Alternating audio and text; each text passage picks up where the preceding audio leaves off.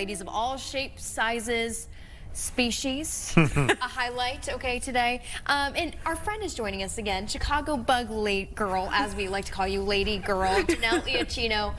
You're with Rose Pest Solutions, and you've brought some friends with you. We'll get to them in a second. Yep. But we're talking about girls in STEM, yes. And you have really been able to make a difference, not only in your company, but also around Chicagoland. Can you tell us a little about it? Yeah, so I mean, I grew up being afraid of every bug that, really? you know, was in my backyard, basically. I grew up in Chicago. I thought everything was a bee that was going to sting me growing up. But I'm one of those people that likes to lean into my fears just based out of curiosity. And by the time I was in high school, I had my very first pet tarantula. And the rest is kind of history. I've really embraced my love of insects over the years.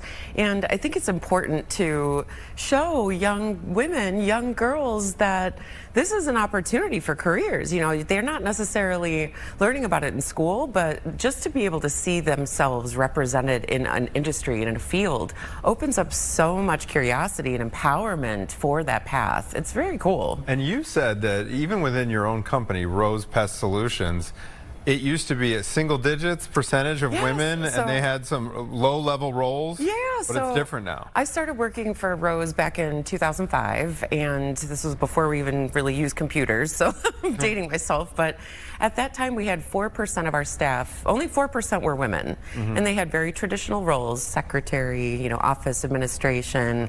But now we're up to 28% of our staff being women, and they're in positions like branch manager, entomologist, technical director, but even technicians out in the field, and it is so cool to see that diversity happening. Yeah. So, we're seeing some pictures and maybe even some clips of some of the outreach that you've been doing in the community. You mentioned getting together with some Girl Scouts, and making sure that they know that even, you know, playing with insects or studying insects is part of STEM. Yes, absolutely, and there's so many opportunities in this industry, not just in pest control, but in research and development. I mean, nature is all around us. Pests outnumber us. I think it's like 1.4 billion, not pests, I should say insects. They outnumber us 1.4 billion to 1. Oh my so gosh. with that kind of a ratio, it's like we need to know more about this stuff. We're on their planet. There's Exactly.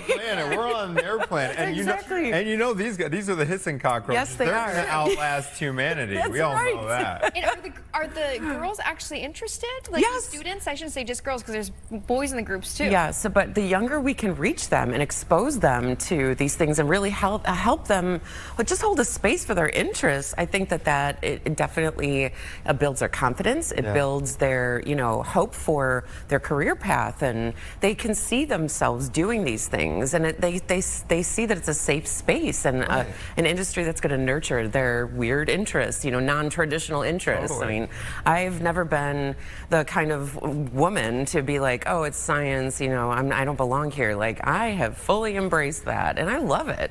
And you know what?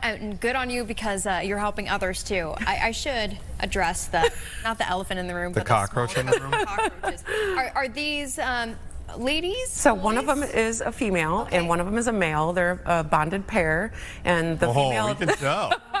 The female is actually pregnant. We get a little bass. And she's with child. Yes. Oh, she's with child? Yes. Well, I should say about 30 to 60 children, okay? Oh, She okay. carries her eggs about 60 to 70 days before releasing them into the world.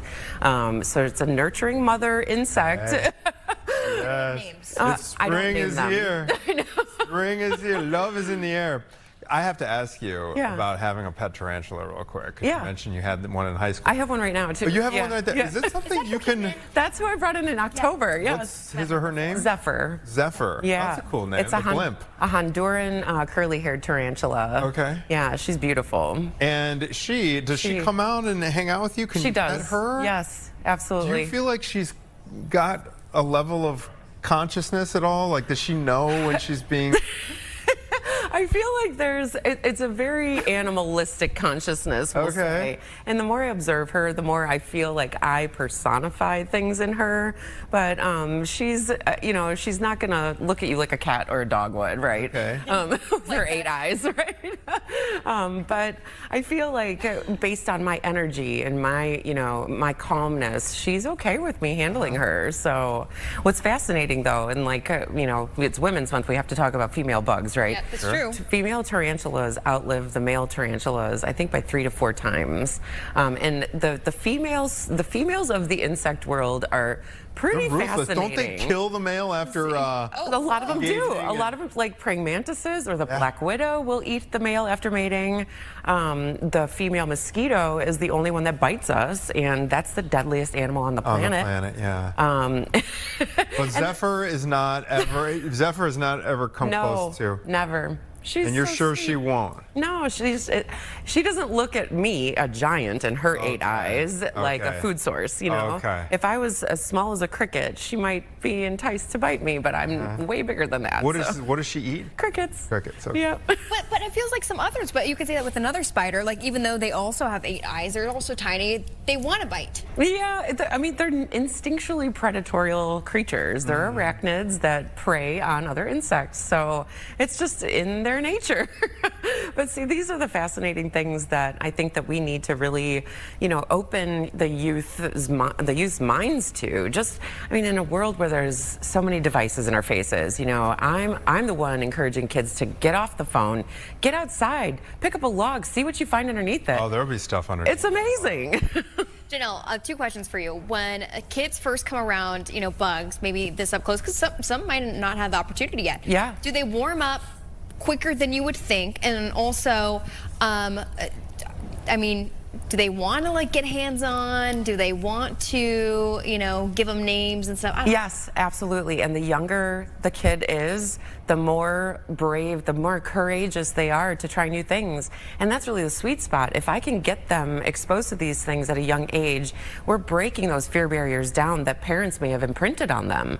You know, Rose works a lot of community-based events throughout the year, and we'll have kids come up curious, and then parents are like, ew, don't touch that. But that they don't realize that's what's breaking those kids down and their opportunities. Like, instead, be like, hey, okay, if you like that, go for it. You know, hold the space to empower the kids, because nature needs that next generation of advocates. Absolutely. To be completely honest with you, I forgot the second part of my question there. I'm sorry. I was kind of just going. I was like, well, what do they name them and stuff? But my other question was, what kind of questions do they first have about the insects? Is there one thing that usually comes up?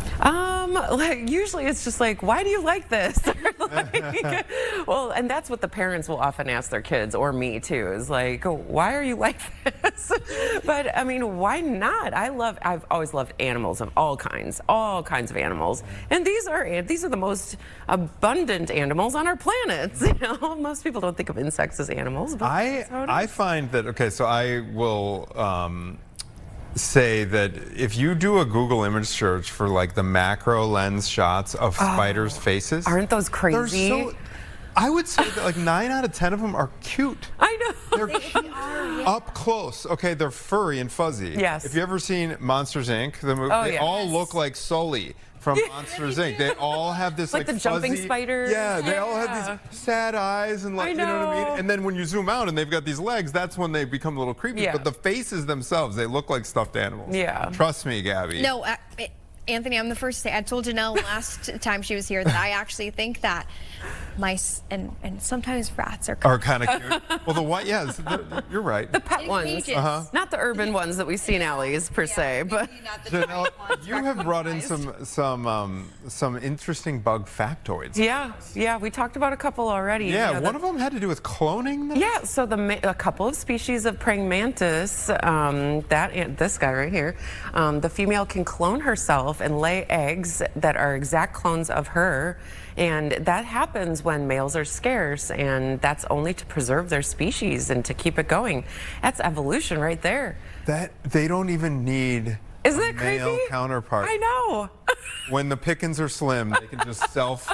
Yes. That's crazy. That actually is a miracle. It's fascinating. I mean, that is unbelievable. There are so many strange and beautiful facts about the natural world, and these are the little nuggets that I'll implant in kids' heads, and that sticks with them, you know? It does. Well, that'll stick with me because we know a lot about the queen bee, right? Right, Some right. of the females, what the females play in the beehive. Yep. Is there anything else that we don't know, like about some of these? Yes, little friends? so there is a queen bumblebee that can live underwater for, I believe it's a week at a time, because they have gills. And What? I know. How weird is that? I mean, there's endless facts. Like everyone with kids knows, roly-polies are like one of the cutest and most favorite Yes. Love 'em. creatures, right? But they're not actually insects, and they are isopods. They're not insects because they have more than 6 legs. Okay, but they okay. actually are so good for our soil. They clean the metals out of our soil so that our gardens can grow better. So it's little things like that it's like, wow, I never thought of that, and now it encourages kids to get outside and be like, I know what this is and I know what it does. So they're actually consuming metal, trace metals in the soil. Their bodies can process it and clean the soil. It's like a filtering system. That is so interesting. I was Right? obsessed with roly-polies as a kid, to a point where I would Yeah. have dreams that there was giant roly-polies in my neighborhood, and they were reoccurring. They were, you had recurring dreams about roly-polies. Oh my God. So they're conglobator? Great job. Butchered out. Yes, that. How do you say it? I mean, your guess is as good as mine. I'm Okay. not good with the scientific names myself. I'd have to see it and read it. But yes, there are a lot of creatures that we think are insects that are actually closer to not. crustaceans. Like the roly-poly is actually closer to a shrimp than it is to an insect. Like DNA-wise? Yeah. And their land. Yeah. And that's wild. Janelle, I have a question. If someone at home is thinking that maybe their kid, their grandkid might be into, the insect field one day. Yeah. Do you have anything coming up, they can look forward to? Oh my gosh, Can yes. they even reach out to Rose Pet Solutions? Absolutely. Rose Pest is out in the field all the time. We're partners with the Peggy Notebart Nature Museum. Great we have a place. flagship event every summer called Bugapalooza that is amazing. But all throughout the year, we've got Earth Day events coming up next month. We're partners with the Chicago Fire too, so we activate with the fire team all the time. So we are out there. If anything, please follow us on socials so you can stay in touch with us and see where we're going to be when, and bring the kids out, because it's really a great hands-on experience that they're not getting in school, Out of everyone at Rose Pest Solutions, who has the oddest pet? I didn't want to say weirdest, oddest pet. We've had some interesting pets. I think one of the coolest ones that my coworker had was it was like an orchid mantis that actually looks like an orchid flower. Cool. And that's a really great example of how insects blend in with the world too, Yes, trying to avoid being eaten by birds and things like that. So We had a mantis. I was telling Gabby before the show today, we had a really pretty praying mantis visitor on my back porch, and I let the thing crawl on my, and it was so cool. cool. I felt like I was like connected to Yeah. it for a little bit. Isn't it magical? Yeah, it is. It was very cool. And that's exactly what the kids feel when I'm bringing them up close and personal with these things too. When I visit schools and Yeah. museums and stuff, it's a magic They moment. look like little aliens, but Yeah. there's something docile about them. Exactly. All right, cool. So it is Rose Pest 1860 Yes. on social media. Yep. Rose Pest 1860. Follow along. Chicago's bug girl Janelle Iaccino. Yes. Iaccino. Got it. Got it. Thank you for the visit. And our Really friends. appreciate it. Thanks for having Bring our me. friends. Yeah, I love your mission. This is Congratulations. cool. Thanks. Congratulations to you too. To you Yeah. guys. Yeah, thank Bunch you, of happy hissing babies Kachi. coming your way.